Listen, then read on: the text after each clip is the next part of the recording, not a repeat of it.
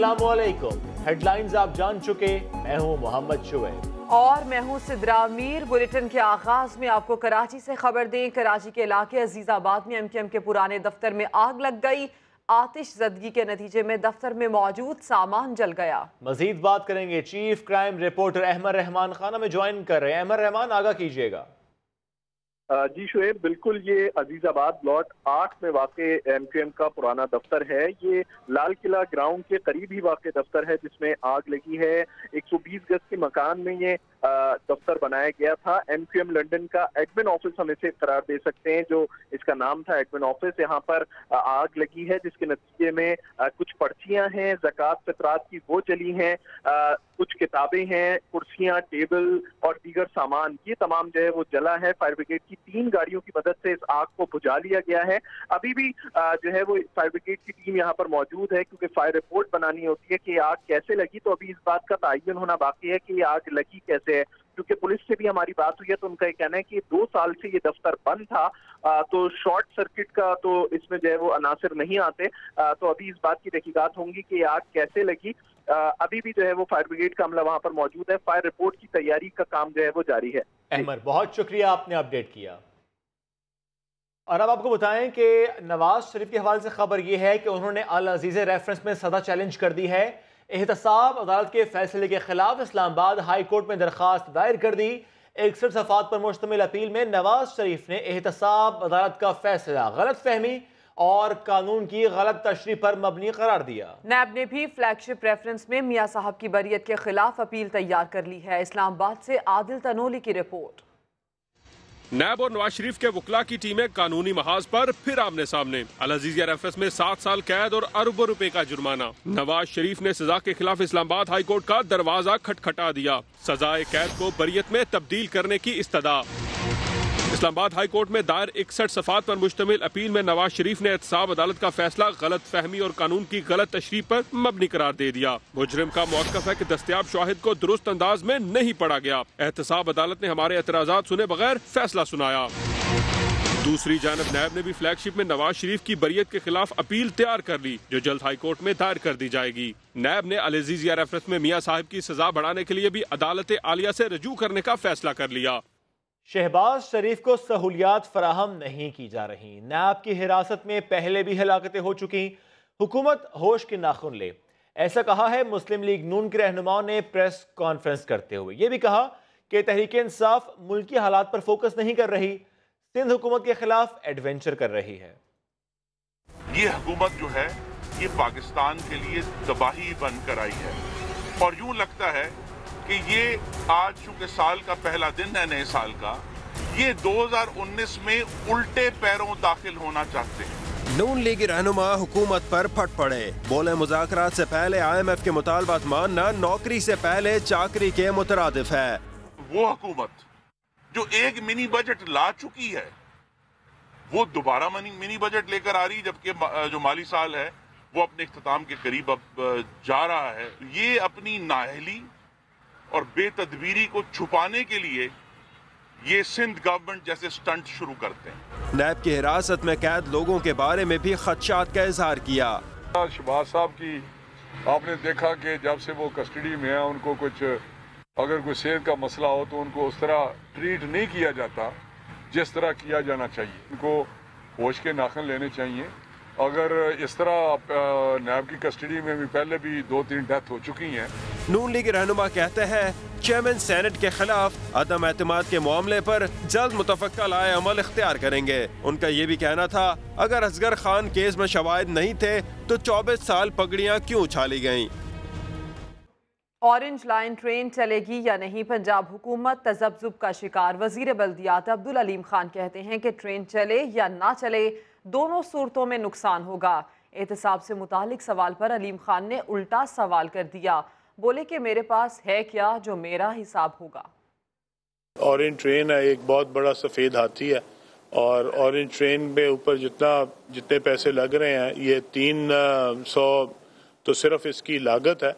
इसके बाद इसका जो ऑपरेशनल कॉस्ट है, और आज से 5 साल बाद तकरीबन हम 10 अरब रुपया महीना जो है वो इसकी कॉस्ट, रनिंग कॉस्ट प्लस जो इसका जो हमने पेमेंट करनी है, इसके लोन पेमेंट जो है वो देंगे, तो तकरीबन 120 अरब रुपया सालाना होगी। इसको आप बंद भी कर देंगे तो बताएं, ये 300 अरब जो है वो तो 2 साल के अंदर खंडर बन जाएगा।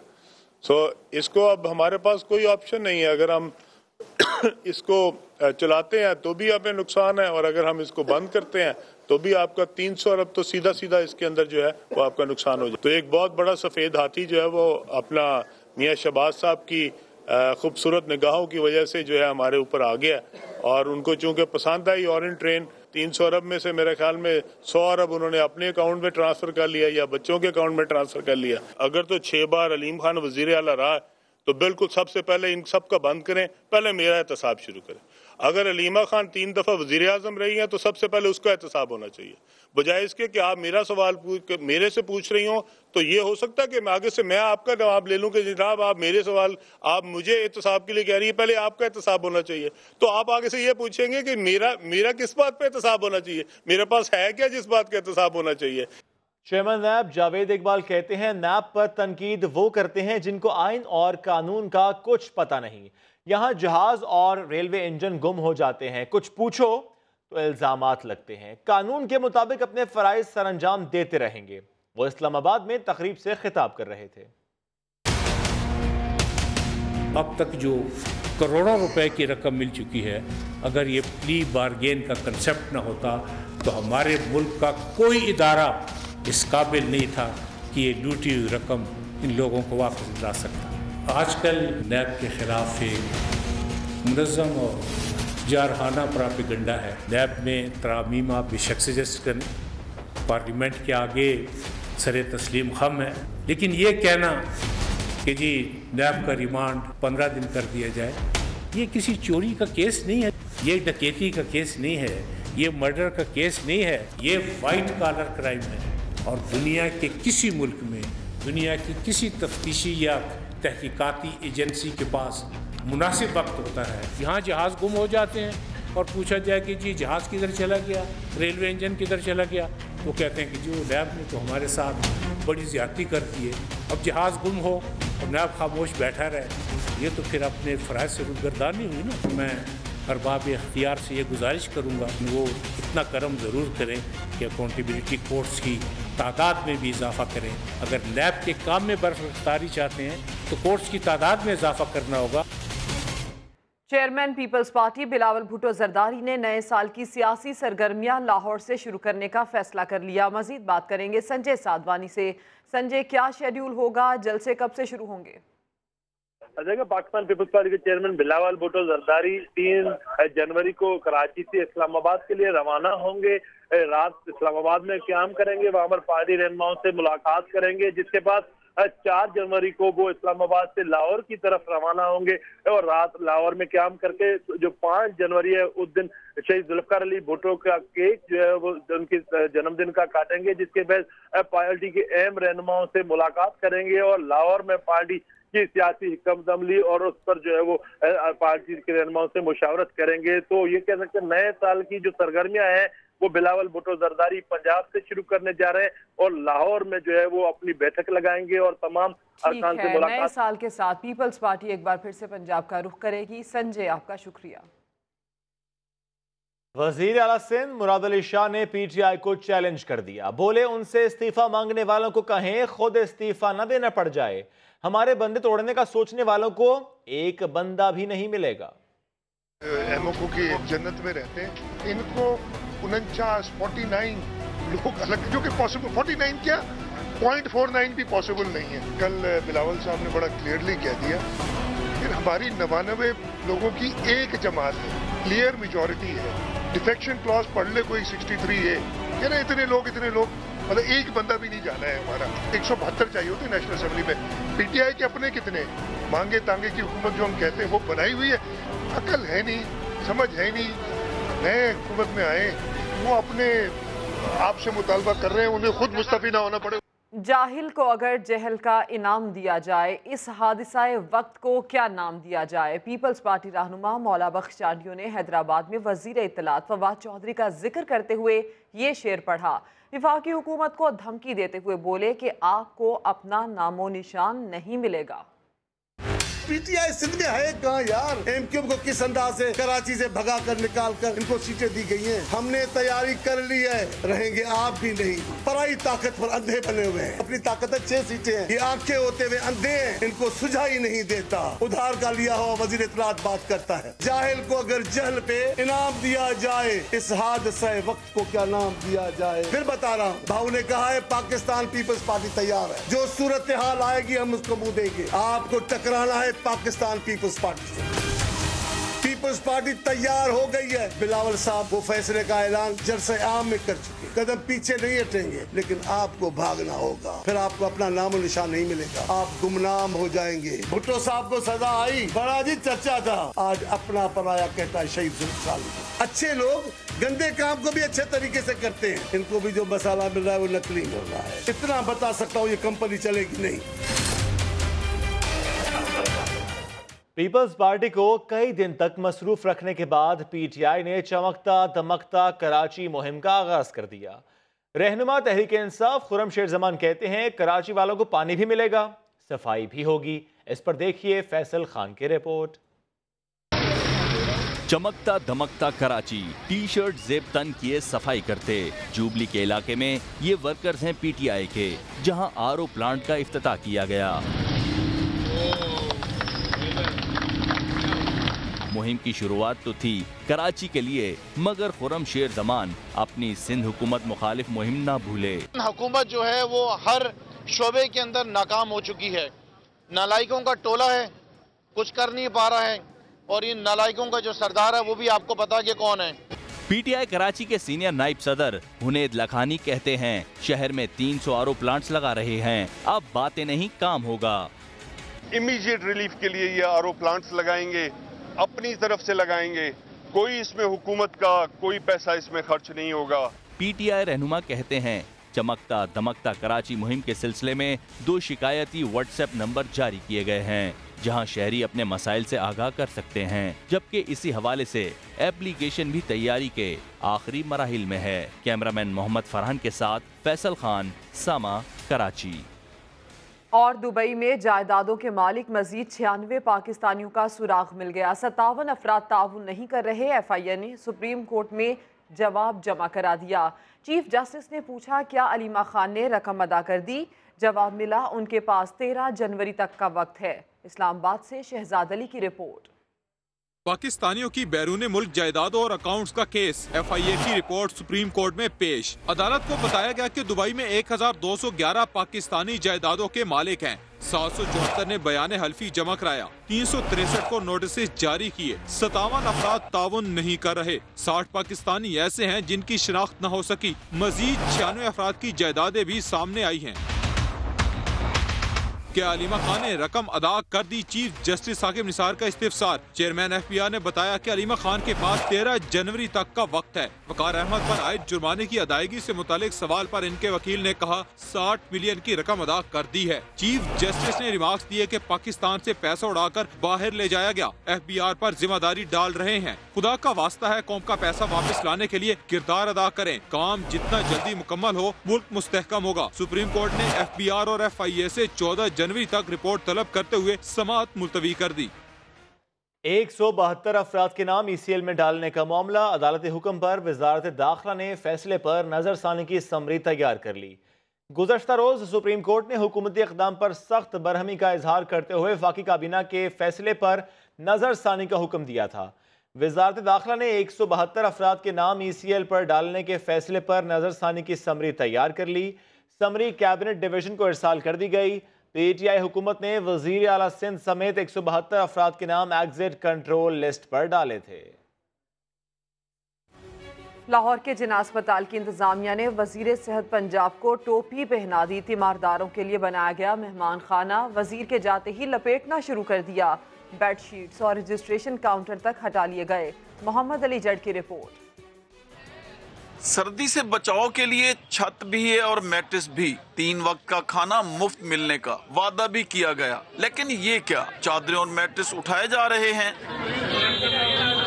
पंजाब हुकूमत के शेल्टर होम मंसूबे के तहत लाहौर के 5 बड़े अस्पतालों में मेहमान खाने बनाए जाने हैं। वजीर सेहत यास्मीन राशिद ने जिन्ना अस्पताल में 1.5 साल पहले से कायम शेल्टर होम का इफ्तिताह किया और इसे पीटीआई हुकूमत का अवाम दोस्त मंसूबा करार दिया। बाकी हुकूमतों की तरह मेरे निकलते हुए बिस्तर उठा के कोई नहीं लेके जाएगा, बिल्कुल तसल्ली रखे। लेकिन वजीर मौसूफ के जाते ही इंतजामिया ने चादरें और मैट्रेस उठाने शुरू कर दिए, जिस पर दूर दराज से आए लोग फट पड़े। कंबल और पुराने मैट्रेस रख के दिखा रहे कि पंजाब में कारकर्दगी हो रही है। जो ही उन्होंने ये प्रोग्राम किया और घर वापस चली गई हैं, ये बिस्तर वगैरह सब गैप हो गए हैं। मरीजों के बिस्तर रख के सर शोमेंट की हुई है। मगर अस्पताल के एमएस मैं न मानू की जिद पर अड़े रहे। कोई चादर नहीं उठाई हमने, 100% वो मौजूद है, गद्दे भी मौजूद है और परमानेंट हमने उनको दे दिए। मेहमान खाने लाहौर जनरल अस्पताल, PIC सर्विसेज, मेयो और होली फैमिली अस्पताल रावलपिंडी में बनाए जा रहे हैं।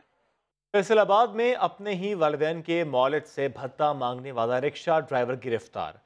मुलजिम जुबैर ने समनाबाद में डॉक्टर मजहर से 50 लाख रुपए मांगे थे। मुलजिम के वालिदैन डॉक्टर के पास हड्डियों का इलाज करवा रहे थे। इस अहम खबर से मुतालिक आपको अपडेट कर रहे हैं। फैसलाबाद में अपने ही वालिदैन के मौलिद से भत्ता मांगने वाला रिक्शा ड्राइवर गिरफ्तार हुआ है। डिटेल्स लेंगे यूसुफ चीमा से। यूसुफ, आगाह कीजिएगा। जी बिल्कुल शेब, चंद रोज पहले समनाबाद के इलाके में मौजूद डॉक्टर मजहर हैं जिनको भत्ता की काले आना मसूल हुई थी, जिनको 50 लाख रुपया भत्ता जो है मांगा जा रहा था। तमाम पुलिस ने सारे मामले के ऊपर मुकदमा दर्ज करते हुए जब कार्रवाई का आगाज किया तो जुबैर नामी रिक्शा ड्राइवर, जिसके अपने वालिदैन, उसके वालिद और वालदा दोनों हड्डियों का इलाज डॉक्टर मजहर से करवा रहे थे, तो इलाज के दौरान जो है वो तो अपना इलाज मुकम्मल करवा चुके। तमाम इसके साथ साथ जो मजहर जो है, जो जुबैर है, उसने मुबैना तौर पर अपने वालिदैन के इलाज के लिए ही जो है डॉक्टर से भत्ते की कॉल की, जिसके बाद जुबैर को जो है मोबाइल डाटा की मदद के साथ पुलिस ने जो है हिरासत में ले लिया हुआ है और मजीद कार्रवाई का आगाज कर दिया हुआ है। शुक्रिया यूसुफ, आपने अपडेट किया। कराची के इलाके कायदाबाद में आमिल को फायरिंग करके कत्ल कर दिया गया। पुलिस के मुताबिक आस्ताने में पीर की तस्वीर लगाने पर आमिल को कत्ल किया गया। मेरा बाप बड़ा पीर है, उसकी तस्वीर क्यों लगाई? कायदाबाद शेरपाव कॉलोनी में हुआ साले 9 का पहला कत्ल। बड़े पीर के बेटे असलम शाह ने आस्ताने के बाहर मुबैना तौर पर फायरिंग करके आमिल इख्तियार शाह को कत्ल कर दिया और फरार हो गया। जिनके साथ झगड़ा हुआ था वो एक ही घर है, घर में आपको पता है लड़ाई झगड़ा होता रहता है, लेकिन कंफर्म नहीं कह सकते कि उन्होंने किया। मुलजिम असलम शाह और मकतूल आपस में रिश्तेदार भी थे। आमिल की बेटी ने कहा बाप की किसी से दुश्मनी नहीं थी। अबू की किसी के साथ दुश्मनी नहीं थी, मेरा अबू पता नहीं किसने मारा, हमारे सर के ऊपर साया गिर गया। मकतूल आमिल ने 2 शादियां कर रखी थी। पुलिस के मुताबिक मुलजिम की तलाश जारी है। कत्ल के हवाले से हर जाविये से तफ्तीश भी की जा रही है। एबटाबाद की 3 साला फरियाल का कातिल 7 रोज बाद भी बेनकाब न हो सका। मासूम कली को इंसाफ दिलाने बच्चे भी मैदान में निकल पड़े। गुजरात के 1.5 साला सुलेमान फैसल के कातिल भी आज़ाद हैं। भक्कर के 7 साला मोहम्मद हबीब के अहले खाना भी कई रोज बाद इंसाफ के मुंतजर दिखाई देते हैं। तफसीलात जानिए इस रिपोर्ट में। एबटाबाद की 3 साला फरियाल का कातिल 7 रोज बाद भी आजाद। मासूम कली को इंसाफ दिलाने बच्चे भी मैदान में निकल पड़े।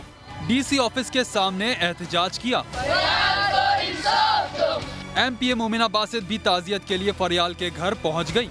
खान साहब को डेफिनेटली मैं रिक्वेस्ट करती हूँ आप लोगों के तवसत से ऐसी इस किस्म की हरकतें जो होती हैं उनकी ट्रायल नहीं चलना चाहिए और फौरी सजा होनी चाहिए और सख्त से सख्त सजा। पुलिस ने मुलजिम की निशानदही के लिए आज मजीद 60 अफराद के नमूने DNA टेस्ट के लिए भेजे हैं, जबकि अब तक कुल 240 अफराद के नमूने हासिल किए जा चुके हैं।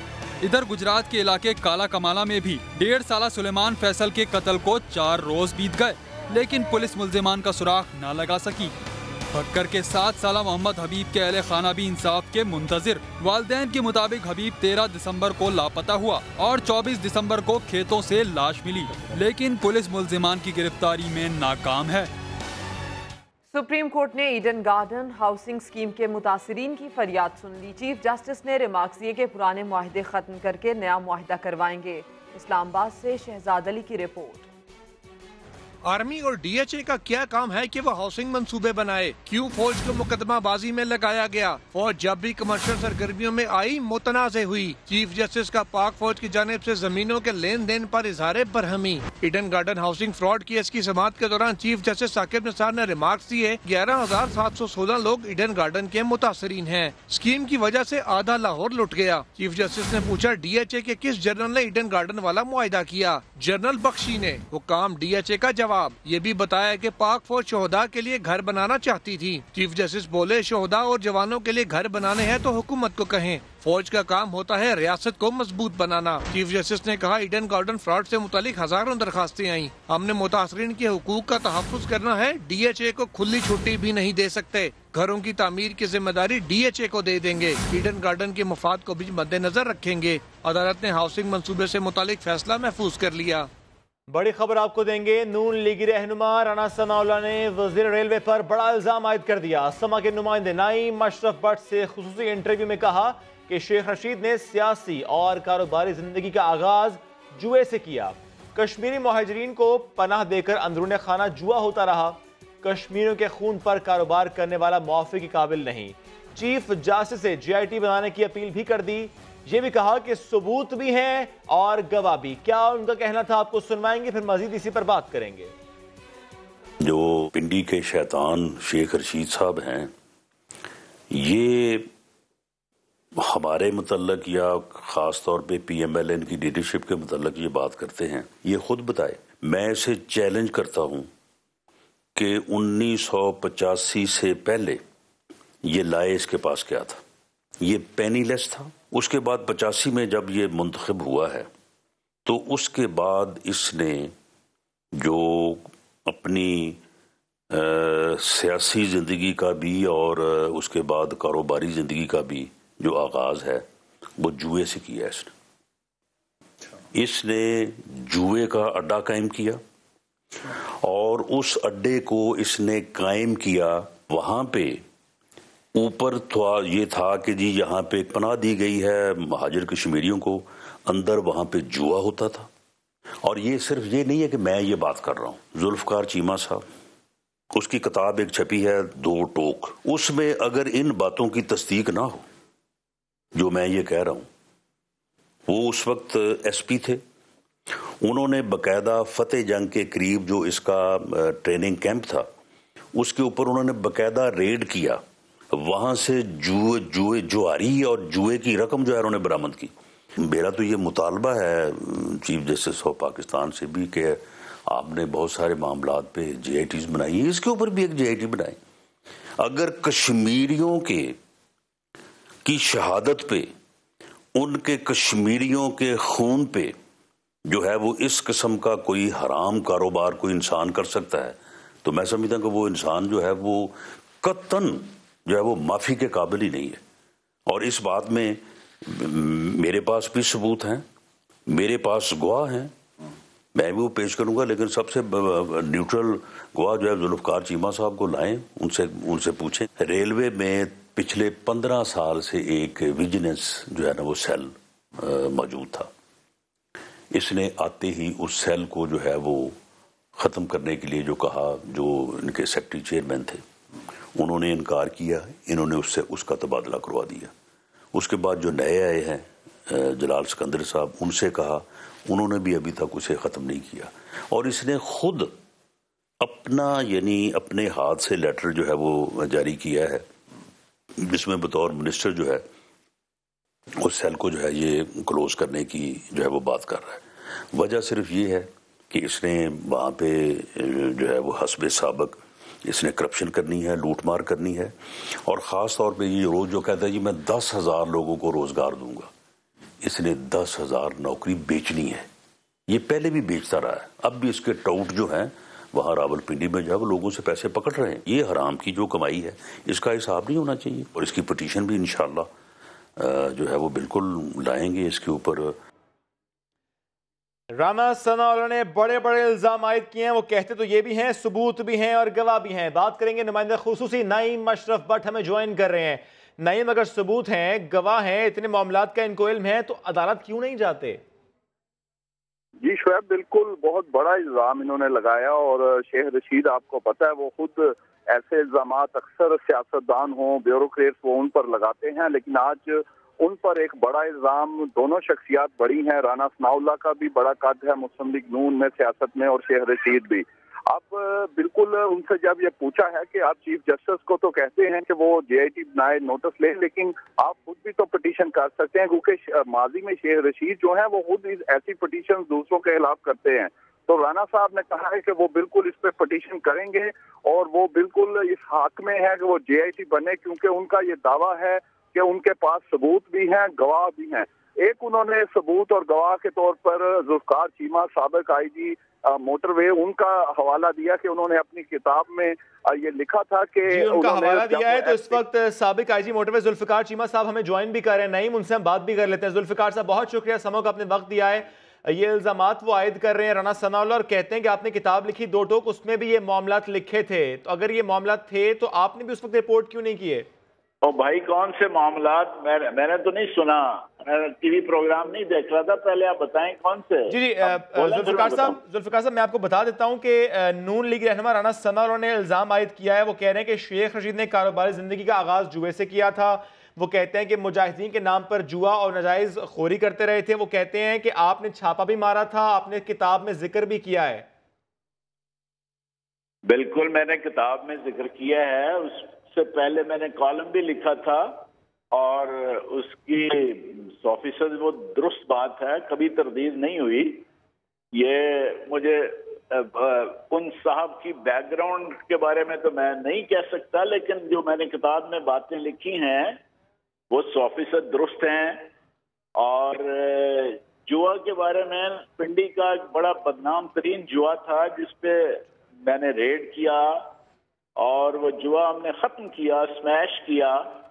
और उसकी पादाश में शेख साहब ने ये नाराज हुए, इन्होंने मुझे वहाँ से ट्रांसफ़र करवा दिया और उसका उन्होंने खुद एतराफ़ भी किया किसी इंटरव्यू में कि मैंने उस वक्त मैं SP था, सही, कि मैंने उसे ट्रांसफ़र करवा दिया था। और फिर मैंने इसमें लिखा भी है कि अगर कोई और महज़ब माशरे में ये बात होती कि को बदनाम जुआ खाने पे रेड करने और उसको स्मैश करने पर किसी पुलिस अफसर का जो पॉलिटिशियन ट्रांसफ़र करवा देता, उसका पॉलिटिकल कैरियर ख़त्म हो जाता। लेकिन ये तो और बहुत से, खाली शेख रशीद पे तो नहीं है, बहुत से पॉलिटिशियन इस तरह करते हैं।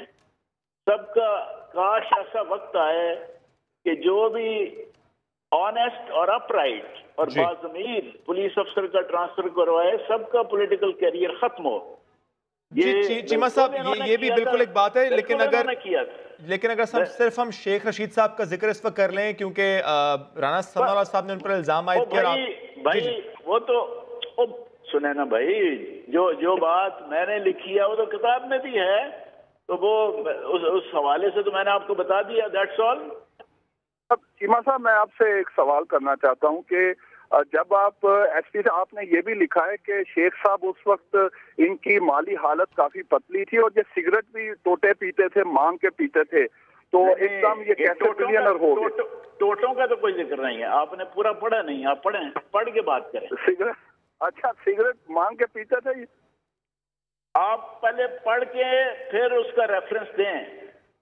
आप गलत चीज ना आप बता दें कि इनकी माली हालत पतली थी उस वक्त। ओ भाई, आपने पहले पूरा मजमून पढ़ें और फिर उसका रेफरेंस दें। सही है चीमा साहब, मैं यहाँ पर आपसे सवाल करना चाह रहा हूँ।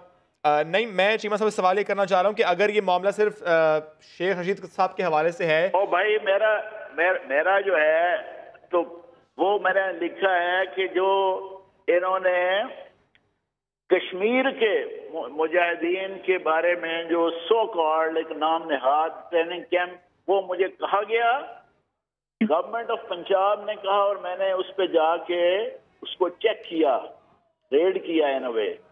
नंबर 2, इस बदनाम जुआ खाने पे रेड किया जिसपे मुझे ट्रांसफर कर दिया गया। इसके बारे में अगर आपने को पूछना तो पूछें। चीमा साहब, मैं एग्जैक्टली इसी पर आपसे बात कर रहा हूँ, क्योंकि इल्जाम भी कुछ ऐसा ही है। मैं पूछना ये चाह रहा हूँ कि अगर ये इल्जाम है और आपकी किताब में भी ऐसे मामलात हैं, और अगर राना सनाउल्लाह साहब 2 साल हो चुके हैं, आर्टिकल आया था सर। बिल्कुल, आपने फरमाया कि आर्टिकल भी आया था। एक साल हो चुका है, इसकी तो कभी तरदीद नहीं हुई। सर मैं यही तो सवाल करना चाह रहा हूँ आपसे, आप क्योंकि इसको एडमिट भी करें कि मामला ऐसा था और इसी का जिक्र राना सनाउल्लाह साहब ने भी किया है, तो अगर वो पिटीशन दायर करते हैं और बतौर गवाह आपको बुलाया जाए तो आप जाएंगे? ओ भाई सुनो, मैंने उनका राणा साहब का मैंने कुछ नहीं सुना, क्योंकि मैं टीवी देख ही नहीं रहा। मैं ऐसी जगह हूँ जहाँ कोई टीवी नहीं है, मैं अपने गाँव आया हुआ हूँ, मैं टीवी नहीं देखता। ये पूछ रहे हैं कि जब अगर गवाही की जरूरत पड़ेगी तो आप ये गवाही देंगे कि आपने रेड किया? गवाही का क्या मायना हुआ? अगर जो मैंने आपको बात कर दी है इसको बारे में, अगर कोई इसको डिनाई करता है तो वो बताए, आप मुझसे वो बात करें। ठीक है चीमा साहब, साथ आप मौजूद थे और आप ये कह रहे हैं कि आप टीवी तो नहीं देख रहे, मामला तो आपको नहीं पता, बहरहाल आप ये जरूर तस्दीक कर रहे हैं कि ये मामलात थे। उस किताब में आपने जिक्र जरूर किया था, जुए का भी आप जिक्र कर रहे हैं। और नईम अशरफ भट्ट, आपको भी शुक्रिया, आपने खबर रिपोर्ट की, आपने खुसूसी इंटरव्यू किया। आगे बढ़ते हैं। वजीर आजम इमरान खान की ज़ेर सदारत PIA इस्लाहात से मुताल्लिक इजलास हुआ। PIA की इंतजामी, माली मामलात और बेहतरी के लिए इकदामात पर ब्रीफिंग दी गई। वजीर आजम ने कहा कि बद इंतजामी और करप्शन ने कौमी एयरलाइन को तबाह कर दिया। मजीद बात करेंगे, हमारे साथ शकील अहमद मौजूद हैं। शकील, इस मौके पर वजीर आजम की जानिब से अहकामात क्या दिए गए?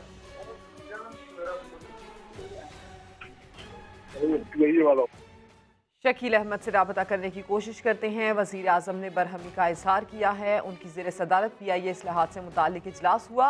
PIA के इंतजामी, माली मामलात और बेहतरी के लिए इकदामात पर उनको ब्रीफिंग दी गई, जबकि वज़ीर आज़म ने इस मौके पर यह कहा कि बद इंतजामी और करप्शन ने कौमी एयरलाइन को तबाह कर दिया। नए साल के पहले दिन पाकिस्तान स्टॉक एक्सचेंज में जबरदस्त तेजी। 100 इंडेक्स 929 पॉइंट्स इजाफे से 38,000 के करीब बंद हुआ। शेयर्स की कीमतें बढ़ने से मार्केट कैपिटलाइजेशन में 160 अरब रुपए का इजाफा हो गया। साल 2018 के आखिरी रोज 100 इंडेक्स साल की कम तरीन सतह 37,066 की सतह पर बंद हुआ था, मगर नए साल के पहले रोज शेयर की कम कीमत होने पर सरमायाकारों की जानिब से खरीदारी में दिलचस्पी देखी गई। कारोबार के दौरान 100 इंडेक्स 980 पॉइंट्स के इजाफे से 38,046 की सतह तक देखा गया। कारोबार के अख्ताम पर इंडेक्स 929 पॉइंट इजाफे से 37,995 की सतह पर बंद हुआ। शेयर की कीमतें बढ़ने से मार्केट कैपिटलाइजेशन 160 अरब रुपए इजाफे से 7,852 अरब रुपए पर पहुंच गई। अशरफ खान, समा, कराची। 2018 में कुछ पा लिया, कुछ खो दिया, लेकिन अब 2019 में फैसलाबाद के तलबा क्या प्लान कर रहे हैं, ये जानेंगे शाहीन शहजादी की रिपोर्ट में। नए साल के नए प्लान।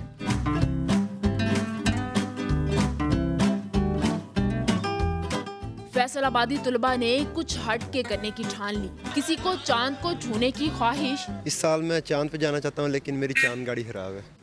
तो कोई फ्राहमी आपका रोना रोता रहा। मैं 2018 में सिर्फ 146 दफ़ा नहा सकूं। मेरा प्लान नेक्स्ट ये है कि मैं अब इस अमाउंट को ज़्यादा करूं और मैंने तकरीबन इस दफ़ा 250 दफ़ा ज़रूर नहाना है। फैसलाबादी मुंडे हैं जीवन साथी की तलाश में। मैं शादी करना चाहता हूँ मगर लड़की नहीं मिल रही। 2019 में सोनी सी लड़की ढूंढनी है, ठीक है। छेड़छाड़ करने वालों के खिलाफ लड़कियां भी सरगर्म हैं। लड़के आते जाते लड़कियों को छेड़ते हैं, तो मैं उनकी जरा अच्छी खबर लूं। मैंने आज तक कभी किसी को थप्पड़ नहीं मारे और मेरा प्लान है यहाँ पे किसी को रख के लगाऊं। जरा इनकी भी सुन लीजिए। प्लान तो यही है कि पिज्जा खाना कम कर दूं, क्योंकि मैं पिज्जा बहुत ज्यादा खाती हूँ। सब इरादे एक तरफ, मगर ज़रई यूनिवर्सिटी के तलबा का पहला दिन पेपर देते गुजरा। नौजवान नस्ल ने तो आंखों में रंगों ख्वाब सजा रखे हैं। खुदा करे कि इनकी ये खुशियाँ और ख्वाब सलामत रहें। कैमरामैन हाफिज अवैस के साथ शाहीन शहजादी, समा, फैसलाबाद। मारूफ मजहबी स्कॉलर मौलाना तारिक जमील को सीने में तकलीफ के बायस लाहौर के अस्पताल में दाखिल करा दिया गया। मौलाना तारिक जमील को आला सुबह सीने में तकलीफ हुई, जिस पर उन्हें जौहर टाउन के निजी अस्पताल में दाखिल कराया गया। इब्तदाई टेस्ट के बाद डॉक्टर्स ने एंजियोप्लास्टी तजवीज़ की, जो की जा रही है। ज़राए के मुताबिक मौलाना तारिक जमील को स्टेंट डाले जाने का इम्कान है। उनके तर्जुमान ने कौम से दुआए सेहत की अपील की है। फैसलाबाद से आपको खबर दे, जहां पर झंग रोड पर फैक्ट्री में धमाके से 12 मजदूर जख्मी हो गए हैं। मजीद बात करेंगे अपने नुमाइंदे अब्दुल अहद से। अब्दुल अहद, क्या मालूम हो सका, धमाका किस चीज़ का था और जख्मियों को अस्पताल मुंतकिल कर दिया गया क्या? आज बिल्कुल जंग रोड अयूब कॉलोनी में निजी फैक्ट्री में स्टीम प्रेशर बनने से धमाका हुआ है, जिसके बाद से 12 मजदूर जख्मी हो गए हैं और धमाका इतना शदीद नौयत का था जिसके बाद से सारी की सारी फैक्ट्री की छत जो है मुनहदिम हो चुकी है। यहाँ पर डिप्टी कमिश्नर फैसलाबाद सैफुल्लाह डोगर भी आए, उनका ये कहना था कि फैक्ट्री को फौरी तौर पर सील किया जा रहा है, जबकि 12 मजदूर उनको अस्पताल मुंतकिल कर दिया गया है। फैक्ट्री को सील किया जा रहा है, मजदूरों को अस्पताल मुंतकिल किया गया। अब्दुल अहद, आपका शुक्रिया। कराची के इलाके लांढी में सड़कें सीवरेज के पानी और नाले कचरे से भरे पड़े हैं। इलाका मकीनों की परेशानी का अहवाल जानिए अली हसनैन की इस रिपोर्ट में। लांढी, यहाँ चलने के बजाय फलांगना पड़ेगा। ये नौबत आई है काफी अरसे से सीवरेज के पानी की वजह से।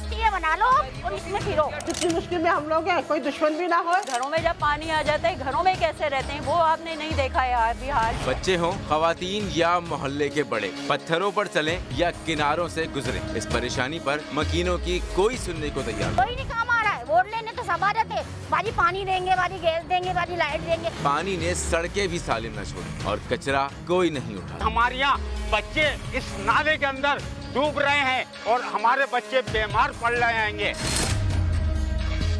सिर्फ गलियों में ही नहीं, घरों में भी गंदा पानी है और लाइनों में भी। रिहायशी अब तो सवाल करने पर मजबूर हैं कि अगले इंतखाबात कब होंगे, क्योंकि उसी वक्त काम होता है, वोट जो लेने होते हैं। कराची के दीगर शहरियों की तरह लांढी के मकीनों को भी तरक्की और तब्दीली के बड़े ख्वाब दिखाए गए, लेकिन जब ख्वाब से बेदार हुए तो मालूम हुआ हम तो वहीं के वहीं खड़े हैं। आगे बढ़े हैं तो सिर्फ वो लोग जो आपसे वोट लेकर ऐवानों तक पहुंच गए। कैमरामैन मोहम्मद कामरान के साथ अली हसनैन, समा, कराची। और भक्कर की तहसील दरिया खान में पुलिस का एक्शन, जुआरियों को तो अंदर किया ही, उनके मुर्गों को भी जेल भेज दिया। फरहान पराचा की रिपोर्ट। तहसील दरिया खान में मुर्गों की लड़ाई, जुआरियों के साथ मुर्गों को भी महंगी पड़ी। दरिया खान पुलिस ने जुआरियों के साथ साथ उनके मुर्गों को भी हवालात में बंद करके मुकदमा दर्ज कर लिया। बस पकड़ेगा पुलिस ने नवाही इलाके में जुए के अड्डे पर छापा मारकर 9 मुल्जिमान को गिरफ्तार किया। हमने 9 मुल्जिमान, 6 मुर्गा, 31,500 रुपया, 2 कैरी डब्बे और 1 कार हमने कब्जा में लिए। मुर्गे चूँकि ये लड़ने वाले हैं, आपस में लड़ते हैं, इनको हमारे पास रखने के लिए जगह नहीं है। हमने मुल्जिमान के सपुर्द किया है कि अपना अपना मुर्ग अपने हैंड ओवर करके इसको एहतियात से बैठे।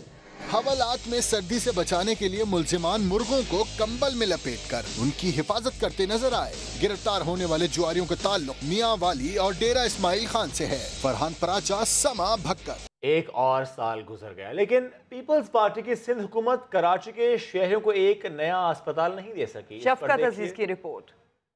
कराची की 2 करोड़ से जायद आबादी, सरकारी अस्पताल सिर्फ 11, जिनमें से 3 बड़े सिविल, जिना और अब्बासी शहीद अस्पताल हैं। कहने को तो यहाँ तमाम शोबा जात मौजूद हैं, जिसकी वजह से बड़े अस्पतालों में मरीजों का बेपनाह रश होता है, लेकिन शहर के दीगर छोटे सरकारी अस्पतालों में कोई सहूलियात नहीं। रश की वजह से यहाँ आने वाले मरीज रुल जाते हैं। मरीज बैठ के चले जाते हैं। कौन सा मरीज यहाँ पर मिल रहा है? पर्ची के लिए बैठो जब तक डॉक्टर चले जाएंगे। ये 1-1.5 घंटा 2 घंटे यहाँ जाया करवाते हैं। अभी बेचारे कुत्ते ने काटा हुआ था, परेशान था, वो बेचारा परेशान होकर वापस चला गया। मरीज चीख रहा है ना, चिल्ला रहा है, उसको दर्द, टांग टूटी हुई है, इधर से कुछ नहीं हो रहा है। क्यों? एमएस अपने दफ्तर में बैठा हुआ है, वो ये नहीं देखता है कि यहाँ झगड़े होते हैं। बरसों से सिंध पर पीपल्स पार्टी की हुकूमत है। एक और साल गुजर गया, लेकिन सिंध सरकार कराची वालों को कोई नया अस्पताल न दे सकी। मुशीर इत्तलात तो पुराने अस्पतालों पर ही काम चलाना चाहते हैं। मैं समझता हूँ कि कैपेसिटी को इम्प्रूव किया गया है, परफॉर्मेंस को इम्प्रूव किया गया है। जिना अस्पताल को पूरा कम्प्लीटली रीडू हमने किया है। NICVD के जो हमने 10 सेंटर्स खोले हैं वो देख लीजिए। अगर ज़्यादा दूर नहीं जाना, मेरे साथ लियारी चलें तो यहाँ पे लियारी जनरल हॉस्पिटल में खोला है हमने। आबादी के लिहाज से कराची को नए अस्पतालों की जरूरत है। सिंध के ऐवान में बड़े बड़े दावे करने वाली पीपल्स पार्टी गुज़श्ता 10 सालों में कराची के शहरियों को एक भी नया अस्पताल फराहम ना कर सकी। अवाम ने मुतालबा किया कि हुकूमत फौरी तौर पर नया अस्पताल कायम करे ताकि यहाँ के शहरियों को मयारी सहूलियात मैसर हों। कैमरामैन राशिद इशरत के साथ शफकत अजीज, सामा, कराची।